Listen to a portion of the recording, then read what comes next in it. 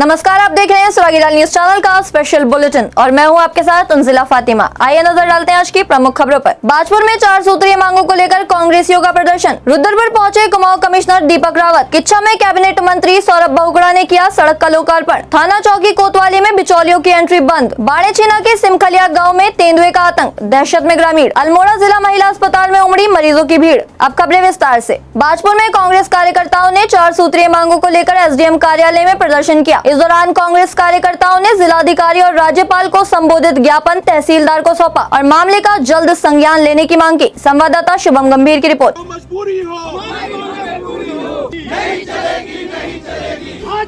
देखो, आज जो ज्ञापन हमने राज्यपाल जी को और जिलाधिकारी जी को यहाँ से भेजा है, उसमें हमारी मुख्य मांग है कि हमारे यहाँ पर जो इस वक्त अघोषित जो है बिजली कटौती हो रही है। किसान जो है पानी के लिए त्रस्त है और हमारे क्षेत्र में न तो आज खंबे हैं न ट्रांसफार्मर हैं। हर आदमी बिजली विभाग से परेशान है। मेन मुद्दा तो हमारा ये है। और दूसरा मुद्दा हमारा है, हमारे क्षेत्र में जो बाढ़ की स्थिति जो यहाँ पर बनती है, जो पहाड़ों का पानी बह के आता है, उससे हमारे कई गांव ऐसे हैं जो बहने के कगार पे है। उसकी एक स्थायी निदान हमारी ये जो सरकार है इसको निकालना चाहिए। स्थानीय स्तर पर जो यहाँ पर राजस्व कर्मचारी हैं, ये पटवारी को अतिरिक्त चार्ज दिया गया था जिन ग्राम सभाओं में पटवारी नहीं है, जबकि यह स्थानीय स्तर की समस्या है जिसको तहसीलदार और एसडीएम महोदय खुद सोल्व कर सकते हैं, लेकिन उनके द्वारा इस समस्या को सोल्व नहीं किया जा रहा, जिस कारण ग्रामीण क्षेत्र की जनता को अपना स्थायी प्रमाण पत्र है, जाति प्रमाण पत्र है, तहसील संबंधित, जमीन संबंधित जितने भी डॉक्यूमेंट्स हैं उसको लेने में दिक्कत हो रही है। कोई भी पटवारी उस पर कार्य करने को तैयार नहीं है, जबकि यह स्थानीय स्तर की समस्या है, जबकि इसको उप जिलाधिकारी महोदय और तहसीलदार अपने स्तर से सोल्व कर सकते हैं। कहाँ हैं सब लोग? शाम की चाय तो एक साथ होनी चाहिए, सब लोग एक साथ बैठना ही नहीं चाहते। पापा, try this. लो, सब लपक ली है।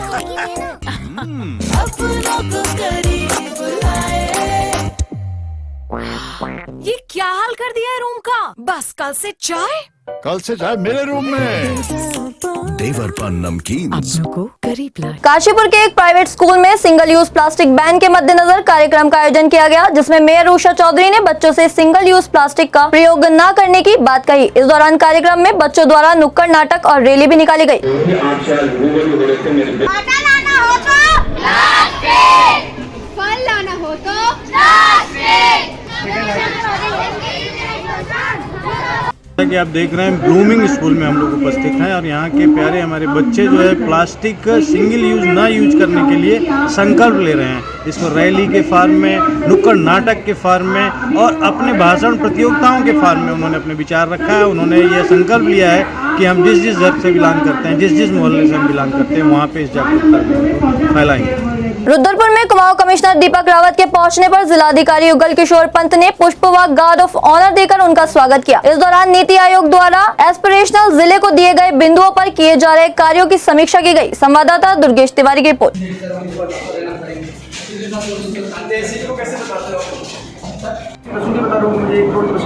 करनी कितनी थी भाई, बताइए। फिगर होगी तभी तो आप इसको फिगर होगी तभी तो मेरे भाई आप करोगे मेंटेन।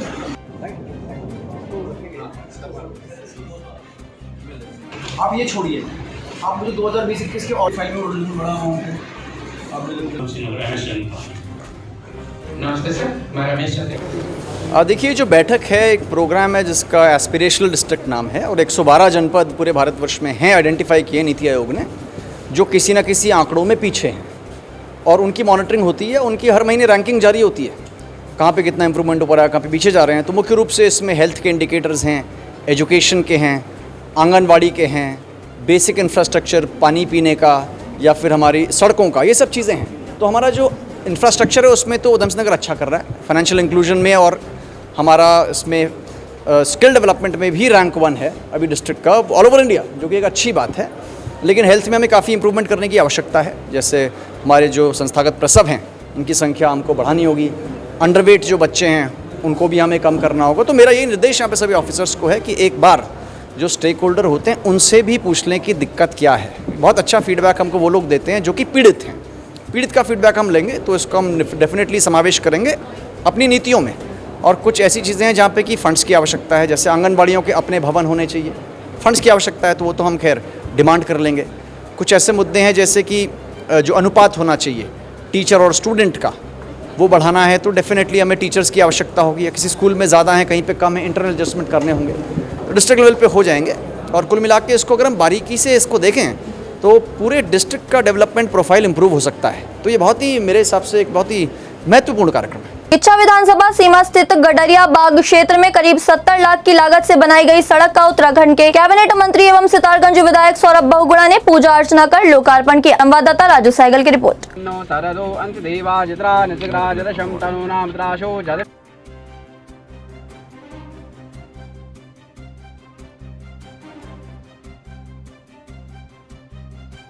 वो मोहल्ले के सभी लोगों को एक बहुत पुरानी इनकी डिमांड थी, लगभग जहाँ तक मुझे संज्ञान में है कि 40-45 साल से ये रोड की डिमांड कर रहे थे। रोड नहीं थी, लोगों को बहुत समस्याएं होती थी, बारिश में निकलना दुश्वार हो जाता था, यहाँ पर बच्चे स्कूल नहीं जा पा रहे थे और ये रोड आज बनकर तैयार है। उसी का आज हमने उद्घाटन किया है। मैंने अपने पिछले चुनाव में जो 2022 का चुनाव हुआ उसमें वादा किया था कि चुनाव जीतने के तुरंत बाद ये रोड का निर्माण कराया जाएगा और आज वो चुनावी वादा पूरा होगा। प्रधान जी का धन्यवाद करूँगा, लगातार संघर्ष करती हैं यहाँ के लोगों के लिए, लगातार समस्याएं उठाती हैं यहाँ के लोगों की। और सबसे अच्छी बात यह है कि पीडब्ल्यूडी के अधिकारियों को भी बधाई दूंगा कि 12 महीने में इस रोड का अनुबंध हुआ था कि 12 महीने में ये रोड कंप्लीट होनी है, लेकिन जन समस्याएं को देखते हुए और बारिश का समय है तो 6 महीने में इस रोड को पूरा किया गया है। तो मैं पीडब्ल्यूडी के अधिकारियों को भी बहुत बहुत बधाई देता हूँ। देहरादून के एसएसपी दिलीप सिंह कुंवर ने थाना चौकी और कोतवाली में पुलिस व पीड़ित के बीच बिचौलियों का रोल निभाने वालों की एंट्री बंद कर दी है। इस संबंध में उन्होंने सभी थाना चौकी प्रभारियों को भी निर्देशित कर दिया है। संवाददाता दीपक नारंग की रिपोर्ट।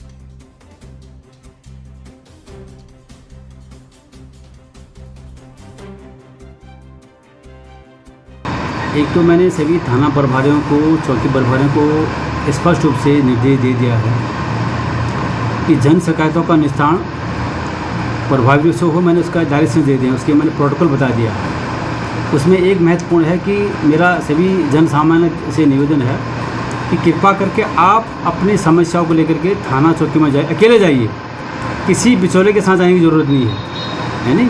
और आप जन सामान्य कोई अगर सीधे सीधे थाना चौकी में जाएगा उसके बाद उनकी बात सुनी जाएगी, उसमें कार्रवाई भी होगी। और थाना चौकियों में किसी प्रकार का बिचौलियों का कोई जो है उनका विचरण, उनका वहाँ पर जो है उनकी एंट्री मैंने बंद करा दी है।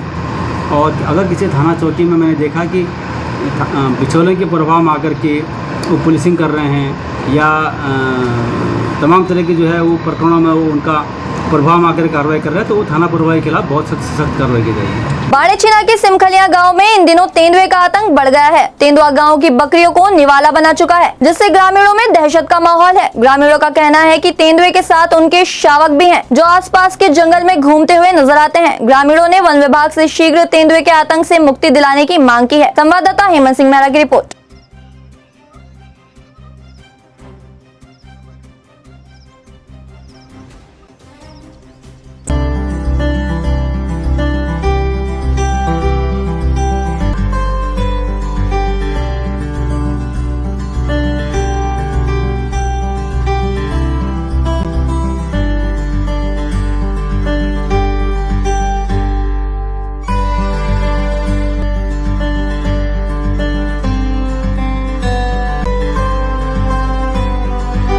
चंपावत में चल रही 2 दिवसीय सोबन सिंह जीना विश्वविद्यालय अल्मोड़ा की विश्वविद्यालय स्तरीय महिला फुटबॉल प्रतियोगिता के रोमांचक फाइनल मुकाबले में बागेश्वर महाविद्यालय की महिला टीम ने अल्मोड़ा एसएसजे परिसर की टीम को 2-0 से मात देकर ट्रॉफी पर कब्जा किया। संवाददाता लक्ष्मण सिंह बिष्ट की रिपोर्ट।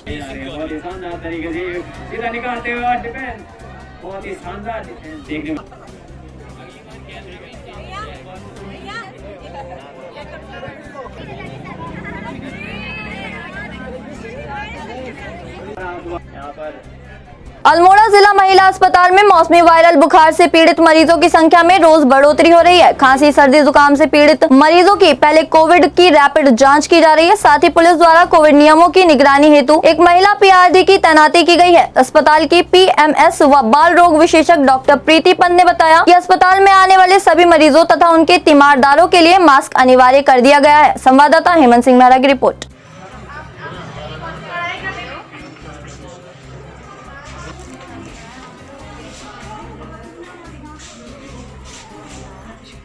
अल्मोड़ा में मां नंदा सुनंदा 2022 मेले के मद्देनजर एक बैठक का आयोजन किया गया, जिसमें 1 सितंबर से 7 सितंबर तक होने वाले मेले को भव्य बनाने हेतु वार्ता की गई। संवाददाता हेमंत सिंह मेहरा की रिपोर्ट। भारत सरकार द्वारा संचालित स्वच्छ विद्यालय पुरस्कार योजना इंस्टीट्यूट ऑफ लर्निंग भाषा के तहत चयनित स्कूलों को डीएम चंपावत नरेंद्र सिंह भंडारी ने सम्मानित किया। संवाददाता लक्ष्मण सिंह बिष्ट की रिपोर्ट।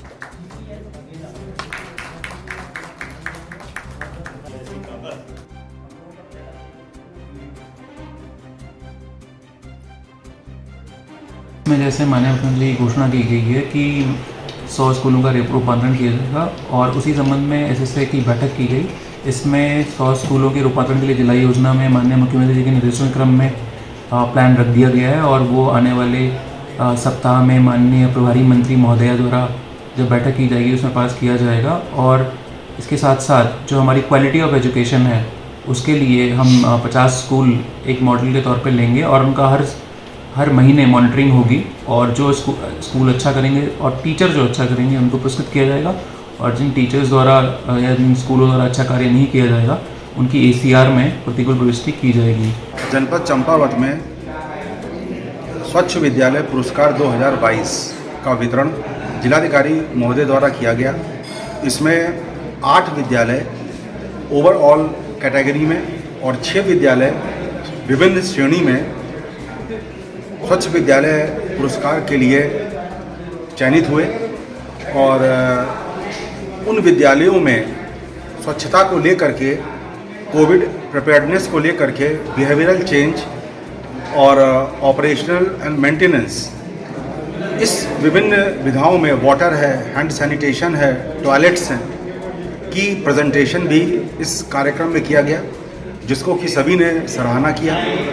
और अगले वर्ष हमारा ये प्रयास रहेगा कि स्वच्छ विद्यालय पुरस्कार जो कि भारत सरकार द्वारा संचालित हैं, अधिक से अधिक जनपद के विद्यालय उसमें प्रतिभाग करें, जिससे कि एक स्वच्छता का मैसेज सभी जनपद के विद्यालयों में जाए और स्वच्छता के साथ ही स्वास्थ्य भी जुड़ा हुआ होता है। जब विद्यालय स्वच्छ होंगे, पर्यावरण स्वच्छ होगा तो बच्चों का स्वास्थ्य और हेल्थ इंडेक्स भी उसमें सुधार होगा। कहाँ हैं सब लोग? शाम की चाय तो एक साथ होनी चाहिए, सब लोग एक साथ बैठना ही नहीं चाहते। पापा ट्राई दिस। लो सब लपक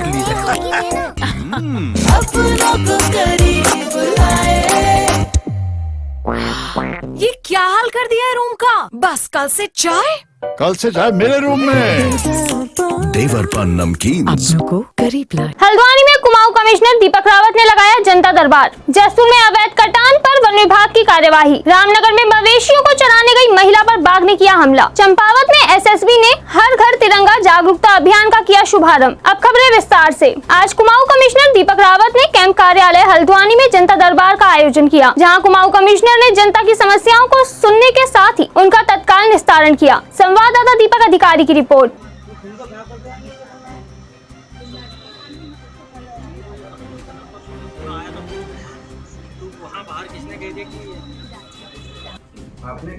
देखिए, आज जनता मिलन में 2-3 मामले ऐसे आए जहाँ पे कि जो ज़मीन है वो जो विक्रेता है उसने पहले एक आदमी को बेची और फिर उसी दिन दूसरे को भी बेच दी, जिससे कि जो पहला वाला ट्रांजैक्शन था, दूसरा वाला ट्रांजैक्शन था, उसमें एक पार्टी ने कब्ज़ा ले लिया।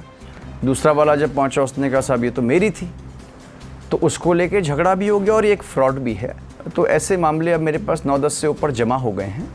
तो इसमें इन सबको मैं लैंड फ्रॉड कमेटी के सामने, इसमें जो मेंबर्स होते हैं उनको भी बुला के इसको रखेंगे और जो ऐसे लोग हैं जो इस तरीके से फ्रॉड कर रहे हैं ज़मीनों का, उनके विरुद्ध भी FIR दर्ज की जाएगी।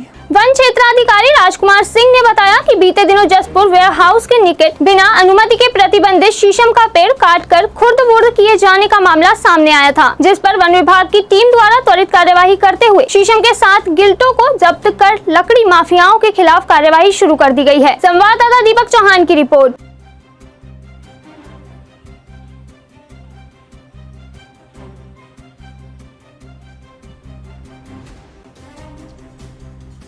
वन विभाग जहां एक और जो है पेड़ों की सुरक्षा के लिए कटिबद्ध है। इसी क्रम में जो अपनी नाप खेत की भूमि से एक जो है शीशम के पेड़ के काटने की सूचना प्राप्त हुई थी। इसी क्रम में हमने मोहम्मद आरिफ पुत्र श्री हामिद हसन निवासी लकड़ी मंडी जसपुर से 7 गिल्टे जो है शीशम के प्राप्त किए हैं तथा इनके खिलाफ जो है वन अधिनियम के अंतर्गत केस दर्ज कर दिया है। ये जो वृक्ष था इनके द्वारा बताया गया है कि इन्होंने मीनू पुत्र मोहम्मद अशरफ से खरीदा था, जो बेयर हाउस के पीछे आम का बाग है वहाँ पे से ये जो है वृक्ष काटा गया था। रामनगर वन प्रभाग के कोटा रेंज के अमतौली वन पंचायत गांव में 52 वर्षीय मुन्नी देवी पर बाघ के हमला करने से महिला गंभीर रूप से घायल हो गई। फिलहाल महिला को उपचार के लिए रामनगर के रामदस संयुक्त चिकित्सालय में भेजा गया है। संवाददाता कैलाश सियाल की रिपोर्ट। अकेला था?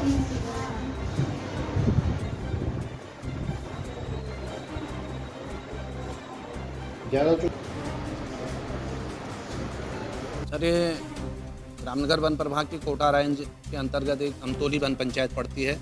अमतौली वन पंचायत में ये घायल महिला गाय बच्चों को चुगाने के लिए जंगल गए थे और अचानक टाइगर का इनके साथ मुठभेड़ हो चुकी हुई और मुझे किसी आदमी का फ़ोन आया कि आपके क्षेत्र में जो है कहीं महिला को टाइगर ने घायल किया है। तो मैं तुरंत ही संपर्क किया और वास्तविकता ये पता चला कि वास्तव में उसको घायल किया। मैं मौके पर 10 मिनट बाद पहुंचा और तब तक घायल महिला को लोग रोड पर ले आए थे और मैंने कुछ स्टाफ को वहां मौके पर गश्त के लिए छोड़ दिया और 2-4 स्टाफ को लेकर मैं स्वयं अपनी गाड़ी से संयुक्त चिकित्सालय रामनगर उनके उपचार को लेकर आया हूँ और अभी उनका उपचार चल रहा है। कहाँ हैं सब लोग? शाम की चाय तो एक साथ होनी चाहिए, सब लोग एक साथ बैठना ही नहीं चाहते। पापा, try this. लो सब लपक ली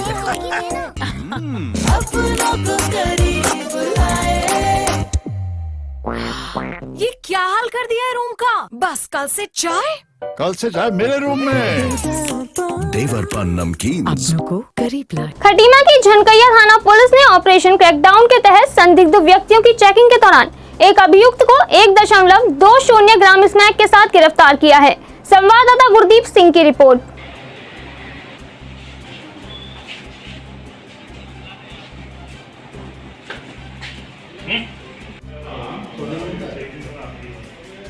एक मामला ये एनडीपीएस एक्ट का है। ये अभियुक्त है, अभियुक्त का नाम है धर्मवीर कश्यप उर्फ चीकू।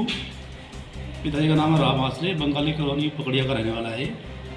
इससे कल जो है 10 बीट करीब 1.5 ग्राम इसमें बरामद हुई है, जिस संबंध में थाने में जो है एनडीपीएस एक्ट के अंतर्गत अभियोग पंजीकृत किया गया है, जिसको आज है माननीय न्यायालय के पेश किया। हल्द्वानी के ग्रामीण इलाकों में लगातार बढ़ रही चोरी की घटनाओं से परेशान ग्रामीणों ने चौकी पहुंचकर हंगामा किया और पुलिस पर लापरवाही के आरोप लगाए। संवाददाता दीपक अधिकारी की रिपोर्ट।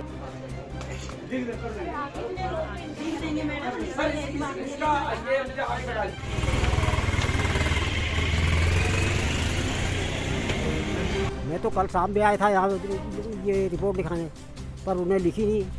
अभी भी गए तो अभी भी नहीं लिख रहे। अभी वो करीब 1.5-2 लाख का 2 लाख करीब। ये तो प्रशासन जाने क्यों नहीं पेट्रोलिंग करती है भाई, वो तो उनका काम है, हमारा तो है नहीं। मामला ये है, हमारे यहाँ हुई है चोरी हो गई है 4-5 बार। आज हम एफआईआर लिखवाने के लिए आए तो एफआईआर नहीं लिख रहे हैं। कल शाम को आए थे तो इन्होंने मना कर दिया। जिनके घर में चोरी हुई थी वो खुद आए थे 2-4 लोगों को लेके। आज हम सारे के सारे कॉलोनी वाले आए हैं यहाँ पे, इनसे कह रहे हैं कि एफआईआर लिखो, लेकिन ये लिख नहीं रहे हैं एफआईआर हमारी। इनका कहना ये भी है एफआईआर तो हम लिख देंगे, लेकिन फ़िलहाल हमारे पास अभी चौकी में कोई है नहीं। हमारे पास 2 सिपाही थे, वो फ़िलहाल वहाँ लगे हुए हैं। इस टाइप की बातें ये कर रहे हैं जो नहीं होनी चाहिए। देखिए, विगत 5-6 महीनों से लगातार चोरी की घटनाएं लगातार बढ़ रही हैं और पुलिस पर जितनी बार लोग यहाँ एफआईआर करने आते हैं तो हर बार उनको इस बात से कह दिया जाता है कि हम उनकी गिरफ्तारी नहीं कर सकते हैं या फिर आपके बच्चों के लिए बाद में परेशानी हो जाएगी। तरह तरह की बातें करके उनको खाली ऐसे बहला फुसला करके घर भेज दिया जाता है। कल जिस तरह की उनके घर पे चोरी हुई थी, सीसीटीवी कैमरे उनके तोड़ दिए गए, उसके बाद उनके घर के साथ दरवाजे तोड़ करके चोरी की गई है। मैं पुलिस से एक चीज़ पूछना चाहता हूँ, आप हमें ये ITO जो चौकी बना के दी गई है इसलिए बना के दी गई है कि यहाँ की जनसंख्या को देखते हुए, नहीं तो मुखानी चौकी में थे, इस चौकी इसलिए मिली कि यहाँ पर जनसंख्या ज़्यादा बढ़ गई है। 200 मीटर 300 मीटर 2 किलोमीटर 3 किलोमीटर में आपने पेट्रोलिंग करनी चाहिए कि नहीं करनी चाहिए? सबसे बड़ा जवाब मेरा ये है, रात्रि गश्त आपका जरूर होना चाहिए। 36वीं वाहिनी ITBP लोहाघाट के CO वसंत कुमार नौगल के दिशा निर्देश पर हवा संस्था की चीफ विनीता नौगल के नेतृत्व में हिमवीर परिवार की महिलाओं व महिला हिमवीर जवानों ने क्षेत्र की ग्रामीण महिलाओं के साथ मिलकर वाहिनी परिसर व अन्य क्षेत्रों में पौधारोपण किया। संवाददाता लक्ष्मण सिंह बिष्ट की रिपोर्ट।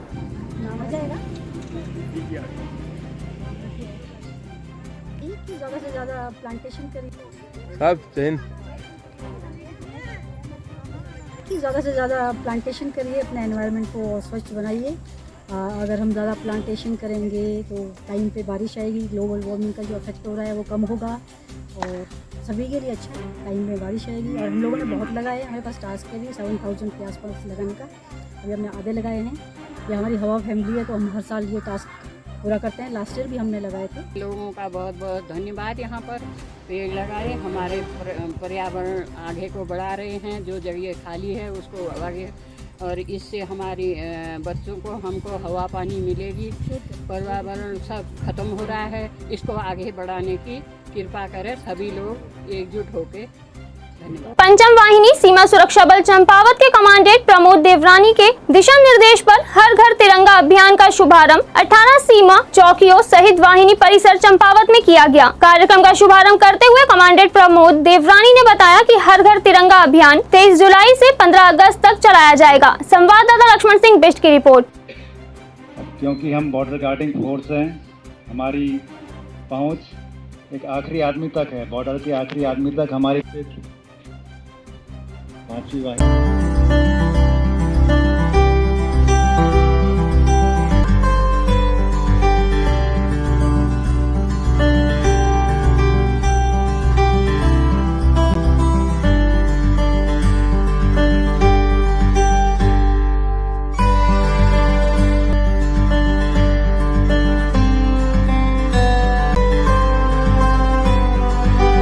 द्रौपदी मुर्मू के देश की 15वीं राष्ट्रपति बनने पर अल्मोड़ा जिलाध्यक्ष रविंद्र रौतेला के नेतृत्व में भाजपाइयों ने मिष्ठान वितरण कर खुशी जाहिर की। इस अवसर पर जिलाध्यक्ष रवि ने कहा कि द्रौपदी को राष्ट्रपति बनाकर मोदी सरकार ने महिला सम्मान को लेकर अपनी नीयत साफ कर दी है। संवाददाता हेमंत सिंह मेहरा की रिपोर्ट।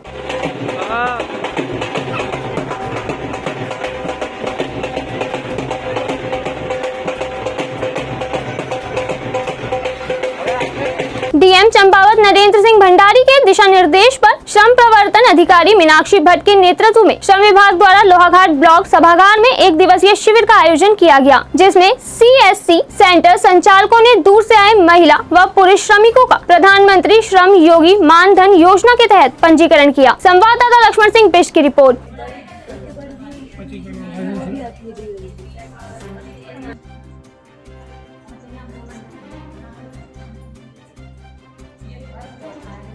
मैं आज बहुत अच्छा प्रश्न पूछा गया है, जो काफ़ी समस्याएं भी आ रही हैं, तो मीडिया के माध्यम से अवगत कराना चाहूँगी सभी को कि जो श्रम कार्ड है वर्तमान में सरकार द्वारा, बोर्ड द्वारा, जो श्रम कल्याण बोर्ड देहरादून है उसके द्वारा प्रत्येक CSC में ID दी गई है। कुछ CSC हैं, प्रत्येक नहीं सॉरी, कुछ CSCs को ID दी गई है। आप वहाँ से अपना कार्ड बनाने के लिए फ़ाइल को अप्लाई कर सकते हैं और कार्ड वेरीफाई होने के बाद कार्ड प्रिंटिंग टनकपुर में ही होती है वर्तमान में। और अभी इस समय जो चंपावत मुख्यालय में, जिला मुख्यालय में कार्ड प्रिंटिंग के लिए हमने एक लेटर जिलाधिकारी महोदय के माध्यम से माननीय श्रम सचिव को भी भेजा है। तो इसमें समस्त कार्यवाही अपना श्रम कल्याण बोर्ड, भवन एवं अन्य संनिर्माण कर्मकार कल्याण बोर्ड देहरादून से की जानी अपेक्षित है और मुझे लगता है बहुत जल्दी इस पे कार्रवाई होगी। आज के लिए बस इतना ही। उत्तराखंड की सभी खबरों से जुड़े रहने के लिए देखते रहिए सराहीलाल न्यूज़ चैनल। धन्यवाद।